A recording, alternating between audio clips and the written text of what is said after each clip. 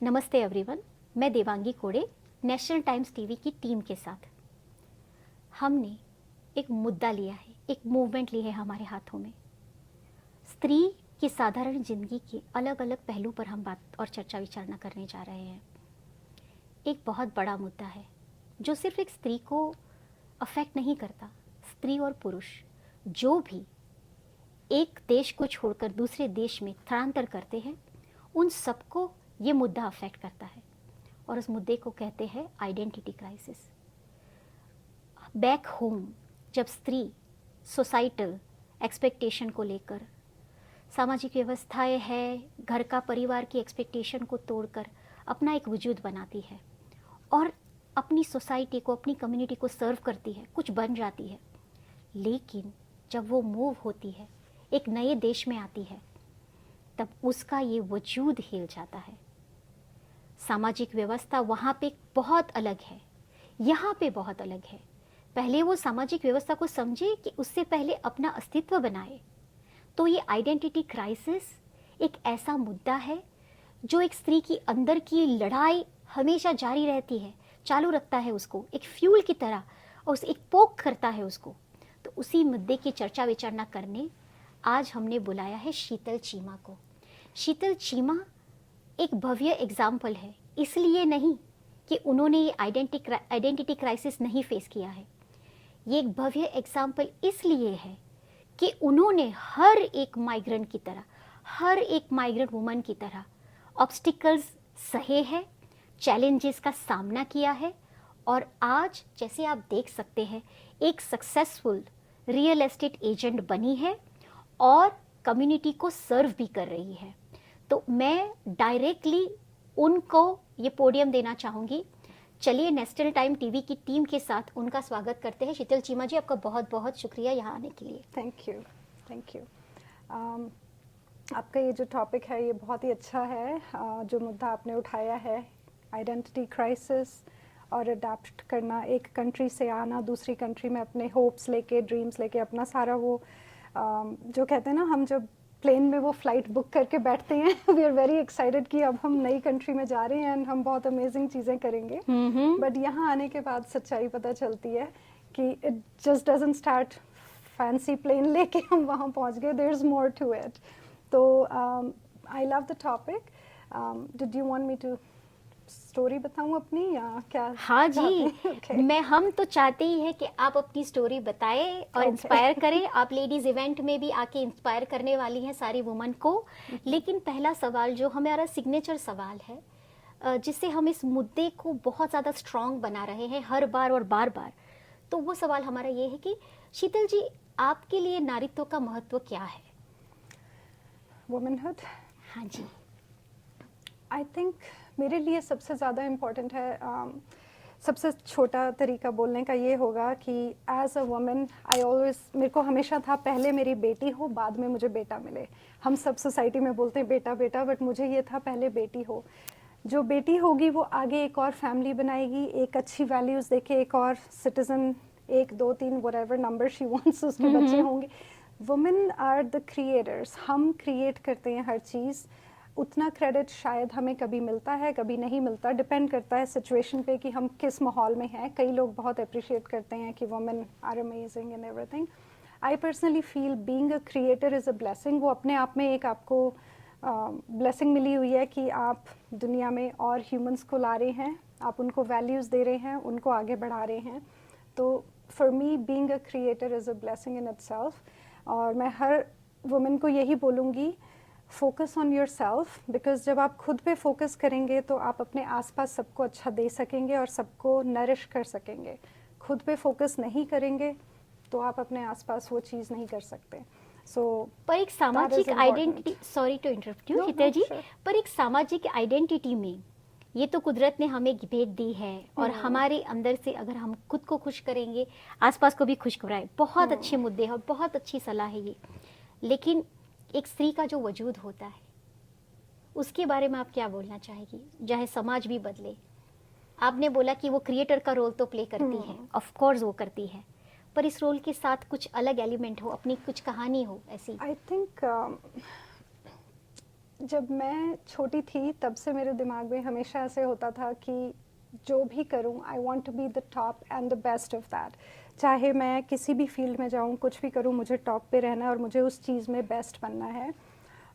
जब आप as a women कुछ ठान लेते हैं, nothing can stop you, that's what I feel.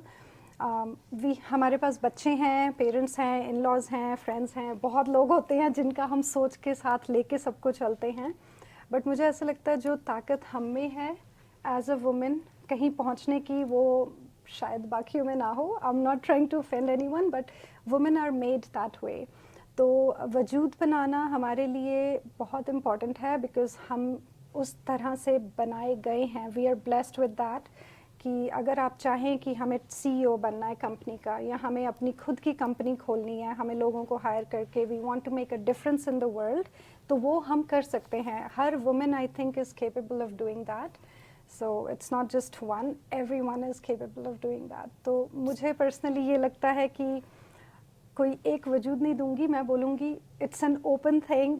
जहाँ तक आप जाना चाहें आप जा सकते हैं। Sky is the limit and that's what I believe in for women, सही बात because है, they're सही made बात है, that way, they're सही capable। बात है। और हमारे कल्चर्स में तो जैसे एक स्त्री शादी करके एक दूसरा परिवार क्रिएट करती है, Right। तो एक वजूद उसका अपना घर में होता है और दूसरा वजूद लेकर वो पूरा वजूद क्रिएट करती है एक दूसरे परिवार में जाके। तो बहुत Yeah। सही बात बताई आपने कि sky is the limit. Yeah। तो लेकिन यहाँ पे जब कनाडा में आते हैं तो एक जो चीज़ है जो बार बार बहुत लोग फेस करते हैं, और वो है कैनेडियन एक्सपीरियंस ना होने की वजह से कोई जॉब नहीं देता।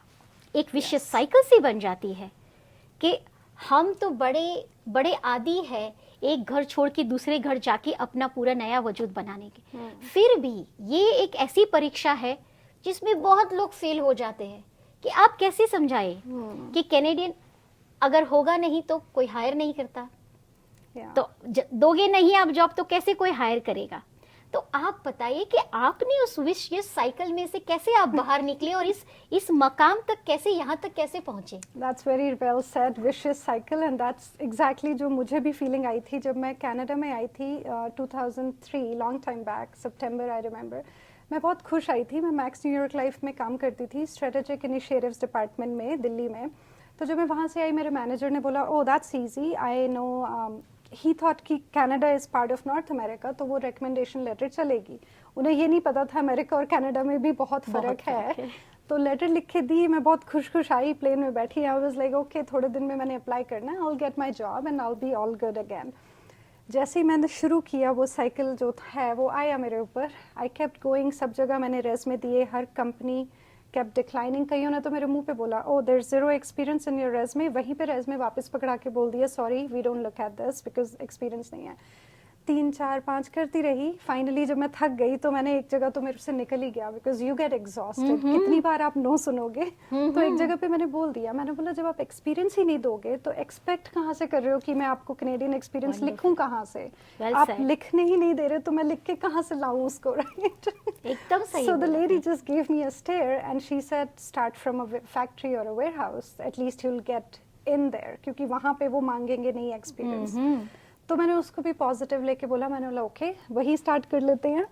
सो we started looking in factories and warehouses. फिर मैं असेंबली लाइन में मैंने काम किया, जहाँ पे आप रोज़ रात को मैं घर आके रोती थी, मेरी बाजू टांगे सब दुख रही हैं, मैं बैठ रही हूँ रो रही हूँ, बिकॉज आदत नहीं है। हम तो पैम्पर्ड होते हैं इंडिया में पूरा तो यहाँ आके पता चला कि labour work and using your muscles and your body and everything बहुत अलग एक्सपीरियंस था। तो मैंने वो भी किया। फिर मैंने हर बार जब मैं जाती हूँ कहीं पे भी पेमेंट्स करने तो मेरी पूरी ज़िंदगी वो एक फ्लैशबैक आ जाता है मुझे क्योंकि मैंने वो फैक्ट्री में काम किया जहाँ पे आपकी इंटरैक्ट मशीन पे कार्ड को ऐसे वो करते हैं ना। सो दैट इंटरैक्ट मशीन को मैंने रिफर्बिश किया, खुद अपने हाथों से खोला, साफ़ किया।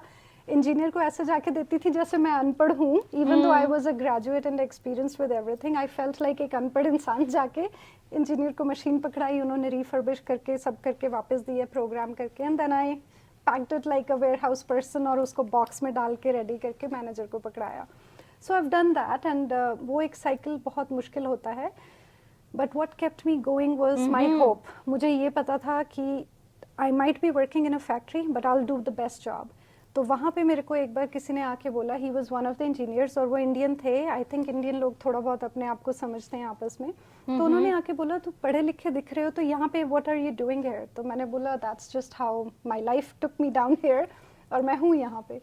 उन्होंने मुझे एक नंबर दिया और बोला call him, he will help you out, because वो भी इंडियन कंपनी ओनर थे, तो उन्होंने मेरी हेल्प की and that's how I broke that cycle. I was just being hopeful, one day somebody will see I'm doing a good job. तो जब आप अच्छा करते रहें, you're doing the best, even though it was a factory, कुछ ऐसा नहीं था कि बहुत अमेजिंग मैं कुछ कर लूंगी फैक्ट्री में, राइट? नहीं, पर ये आपका सूत्र बहुत अच्छा है कि कोई भी काम करो उसमें बेस्ट करो, Exactly. तो कोई ना कोई तो आपको नोटिस करेगा, और पॉजिटिविटी को रखो हमेशा। पर एक चीज आती है माइंड में मुझे कि जब हम प्रोफेशनल वर्ल्ड में काम करते हैं तो एक कंपटीशन एक हमेशा आता है, और स्पेशली जब आप जैसे बेस्ट बनना चाहते हैं तो उस तरह से उस दौड़ में तो बहुत ज़्यादा कंपटीशन आता है, और एक सोसाइटी का स्टीरियोटाइपिंग है वुमन पे कि woman are not good at handling competition. जैसे कि हमारे देश की बात करें, बैक होम इंडिया की और बॉलीवुड इंडस्ट्री की, तो वहाँ पे जनरली मेल एक्टर्स काम करें तो कोई अफवाहें नहीं आती, लेकिन फीमेल एक्ट्रेस हो तो कैट फाइट हो रही है, वो कुछ अलग से शब्द यूज़ करते हैं कि उनके बीच बनती नहीं है। हम यहाँ पे आए तो यहाँ पे हॉलीवुड में भी ऐसी अफवाहें आती है। तो कंपटीशन तो हर कोई फेस करता है प्रोफेशन में, लेकिन जिसको बेस्ट बनना होता है वो एडिशनल कंपटीशन फेस करता है। तो मेरा सवाल आपको ये है कि एक तो सोसाइटी का ये स्टीरियोटाइपिंग है कि स्त्रियों अच्छे से हैंडल नहीं करती कंपटीशन, और दूसरा ये कि कंपटीशन को आपने कैसे हैंडल किया, क्योंकि you always try for the best और being the best. I think कुछ चीज़ें ऐसी होती हैं जो आप ट्रेन करके सिखा नहीं सकते लोगों को, they are in you, and I believe women are made that way. Again I would say the same thing. हम लोग जब सोसाइटी कबूल नहीं करती 15 लोगों को फैमिली में जब हम हैंडल कर सकते हैं, तो क्यों लोग बोलते हैं कि हम बाहर जाके हैंडल नहीं कर सकते कंपटीशन? मुझे वही नहीं समझ आ रहा, why would they even put that comment, right? हम इन लॉज, बच्चे, भाई बहन, लाइक ऑल द रिलेशंस, हम उन सबको हैंडल करते हैं, सबको इक्वली ट्रीट करते हैं, प्यार देते हैं, पालते हैं बच्चों को। तो बाहर competition is not a big thing, I think for a woman it's an easy thing to do. Catfight, I think it's more of a term that they use because उनको ऐसा लगता है कि दो फीमेल्स आपस में बनता नहीं है।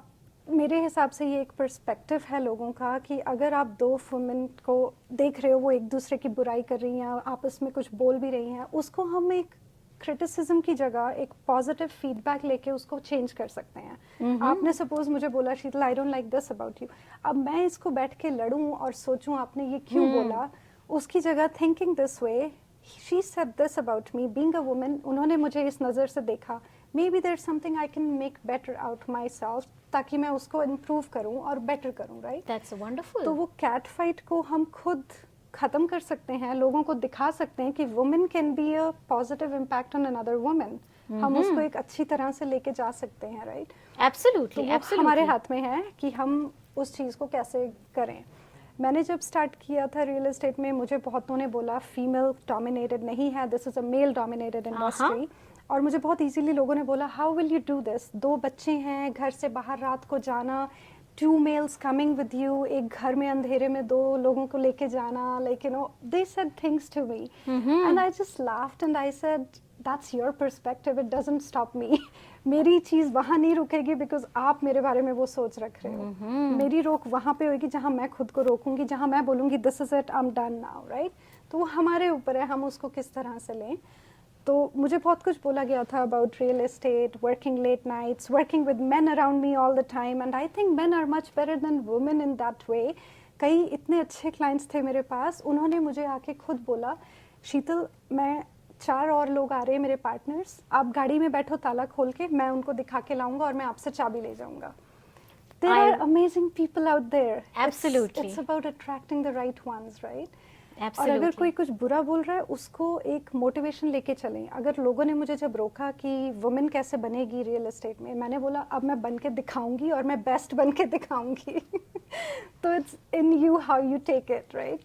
इट्स नथिंग अबाउट, कोई आपको रोक नहीं सकता, कोई आपको कुछ कहीं पे, nobody can stop you, that's what I believe in. That's incredible. That's incredible. नहीं, आप एकदम सही बोल रही है। और इसीलिए जो इनकी ऐसी स्पिरिट है कि कोई भी क्रिटिसिज्म आए उसको पॉजिटिव वे में लो, उससे एंग्री होने की जगह उसे अपना फ्यूल बना के और आगे बढ़ो और करके दिखाओ। ये तो मैंने थोड़ा सा ही आपको हिंट दिया है, आपने और सुना है, पर ऐसा ही मोटिवेशनल मंत्रा लेके and how to create your personal brand का पूरा सा स्पीच लेके शीतल जी आ रही है हमारी लेडीज कॉकटेल नाइट में। ये हमारी लेडीज कॉकटेल नाइट में आप सबको मिलेगी और समझाएगी अपनी स्टोरी से और अपनी स्ट्रगल से, और अपनी उन्होंने ज़िंदगी में जिस हौसले से वो आगे बढ़ी है और बेस्ट होने का एक मुकाम उन्होंने एक जगह पे पाया है, और यहाँ पे और भी बेस्ट होने का मुकाम वो हासिल करने के लिए लड़ाई लड़ रही है। तो वो हमें एक इंस्पिरेशनल स्पीच देने वाली है और हमें बहुत ज़्यादा मोटिवेट करने वाली है। तो प्लीज़ अर्ली बर्ड डिस्काउंट की टिकट बहुत फास्ट जा रही है, मेहरबानी करके अपनी टिकट ले ले अच्छे से।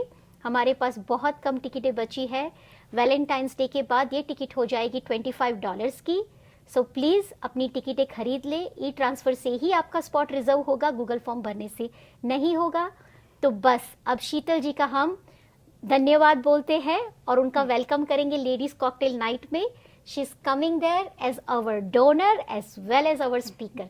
थैंक यू शीतल जी यहाँ पे आने के लिए और सबको थोड़ा सा आपका टच दिखाने के लिए। Thank you.